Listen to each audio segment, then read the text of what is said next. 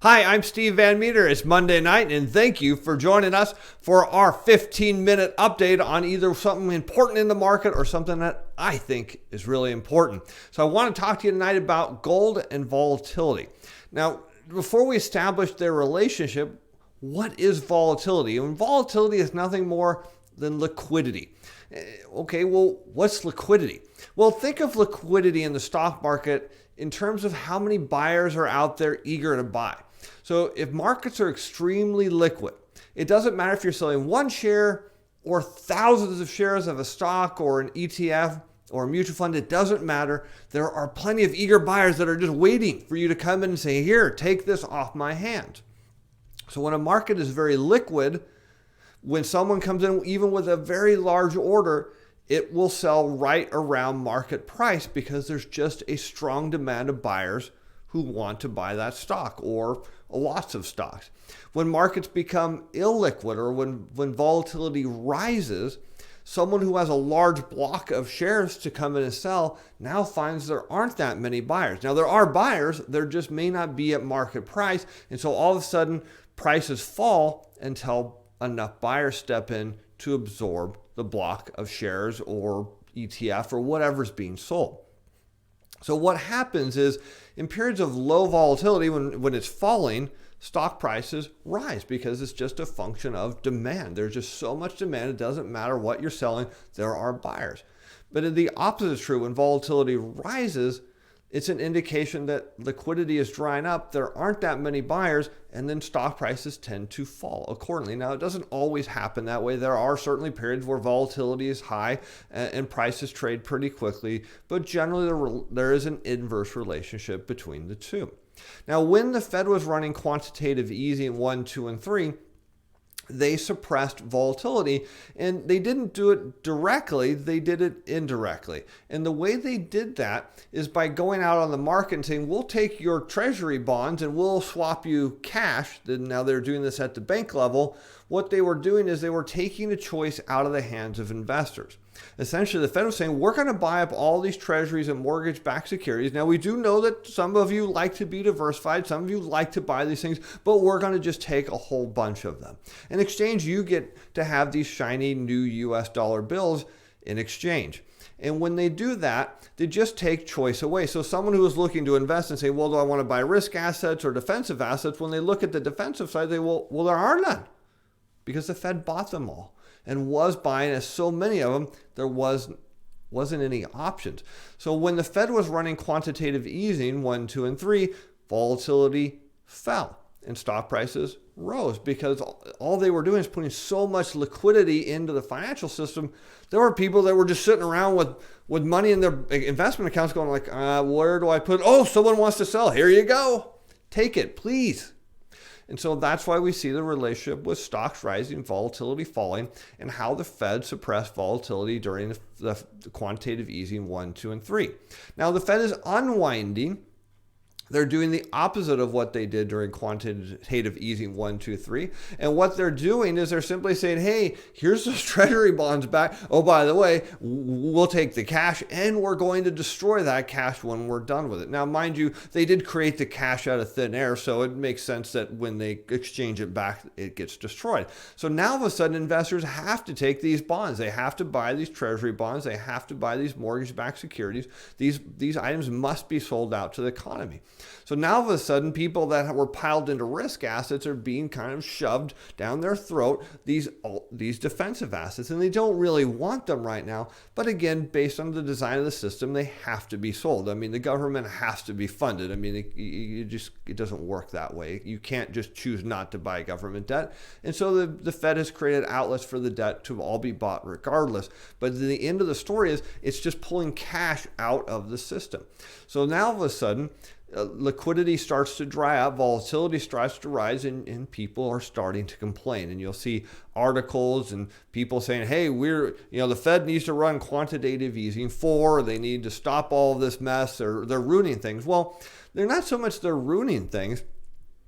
What happens is during these periods of, say, quantitative easing, as investors figure out what's going on and what the Fed's up to, they will take highly speculative, highly risky bets on risk assets, things they normally would not do. This is important. This normally would never do, and then they'll start doing it.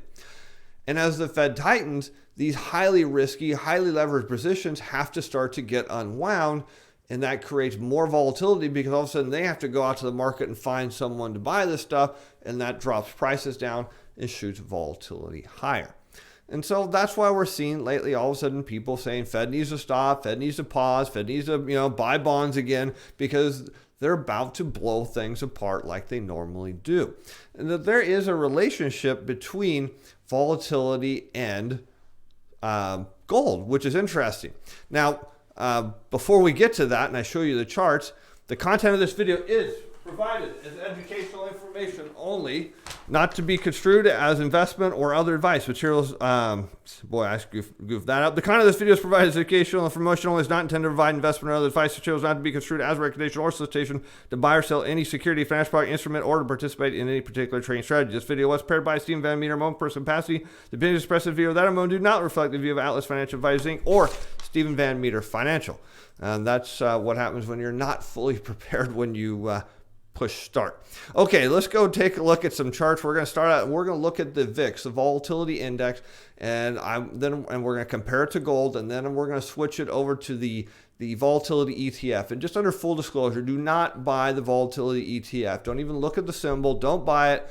It's extremely risky, extremely speculative, and it has a wild price fluctuation. So this is not something, unless you are professional and know how it works, that you should even touch. Okay, so let's flip over. Here is the volatility VIX. And so and here's back in 2008. So we can see that in 2008, volatility shot up because liquidity in the market dried up. And this is the VIX telling the market, hey, there's no liquidity. And of course, as we all know, stock prices plummeted during that time, and that's normal. And then as the Fed engaged in quantitative easing 1, 2, and 3, you can see volatility went down, down, down, down, down. As the economy almost recessed going into 2016, we saw some volatility, and that was tampered down again. And then all of a sudden, we're seeing volatility rise again. And we should see this because, again, the Fed is unwinding their balance sheet. So as, again, they pull cash out and put bonds back in, that inherently creates volatility. I mean, that's the whole idea of it. So volatility has been suppressed. It's not in its normal level. Now, we don't know what normal is right now because, the Fed suppressed it for practically 10 years. So volatility is slowly rising as the market gets adjusted to this. So in fact, I still think it's below where it ought to be. It's not even at a normal level. But let's go back now and let's take this VIX chart and let's go down to gold futures, and let's overlay the two. And all we have to do is go here to the add study, custom symbol, we'll put in VIX, and voila. Now what's really cool, and I want you to watch for this, is gold follows volatility. Now why does that make sense? Well, think about it. What do people do when risk assets, stocks go down? They run for safety. So what are safe havens? Gold and U.S. Treasury bonds and cash generally is kind of where people head. And gold is very popular for that reason because nobody knows, how bad things are going to get. And when all else fails, it's certainly worth having something that's only born from stars in your pocket because man can't create gold. They've tried, but not very successfully. So anyways, back to the chart. So what you see here, in 2008, you see how there's volatility spike, and then it was followed by two more, you could say almost like aftershocks. You could look at this like an earthquake. There were aftershocks. But look at how gold started to respond. And you can see as volatility started to rise here, gold actually was kind of leading it a little bit. I mean, we could argue that gold was undervalued during this period. But anyways, that's a story for another day. But as volatility rises, notice that gold starts to go up, and then volatility shoots up, and then gold continues to rise until it eventually peaks. And we can zoom in a little bit, and we can see this relationship that volatility spikes and gold spikes, volatility spikes, gold spikes, volatility is spiking and gold's going higher. But we'll notice here, here's a spike in volatility here. And now a lot of people think gold is about ready to break out, but notice the volatility dropped. And there's an easier way for me to look at this. I like to use the Volatility ETF here just because I think it's a little cleaner to look at. So we're going to go put this in, and you're going to never buy this. But here's the Volatility ETF. Now, this one hasn't been around long because the old one got closed and the new one came open. But you can see it's a little cleaner look at the two. You see volatility spikes, gold spikes. Volatility spikes, gold spikes. Volatility goes down, gold goes down. You can see, look, volatility came down, bounced a little, went down. Gold came down, bounced a little, went down. Volatility spiked, gold spiked. And so volatility got suppressed way down here, and then it started to rise. And look, and you can just see gold is kind of following it right along, except right in here. And we can even zoom in a little bit to make this a little easier to look at. So you can see gold is rising against falling volatility. And so the relationship is pretty simple. When people don't feel that stocks are that risky, well, they don't need an insurance policy. And effectively, that's what gold is. Gold is an insurance policy against the central banks screwing things up. And what's really cool about gold is you don't need to own it all the time, but you need to own it at the right time, because inevitably central banks are trying to do something that is mathematically impossible, and they will eventually goof it up, and this one will eventually blow up, just like every past economic expansion that the Fed has tried to ease their way into. And so what we're seeing right now is, and many of you who've watched my stuff say, I think there should be another pullback in gold, and there's your validation of it, is that here's volatility falling, and gold should come down with it, and then volatility should rise. Now, the reason I think volatility should rise, and we can go look at the actual ETF, let's remove this, is if we look at the Volatility ETF, we see it came up and hit this resistance level. It's hit it several times before. Now, because this ETF is new, it's pulling data off the old one just so we can see it. But you can see it came up and hit resistance, resistance, resistance.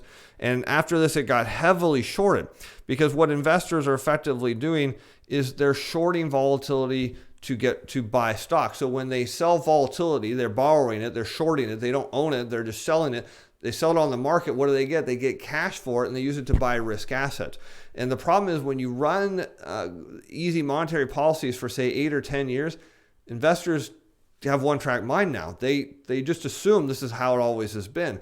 I mean, I want to say like 12 to 15 million financial professionals came into my industry since 2009. So they don't really know what volatility is. They think, oh, you just shorted because the Fed will bail you out. Well, the Fed can't bail things out that quickly, unfortunately.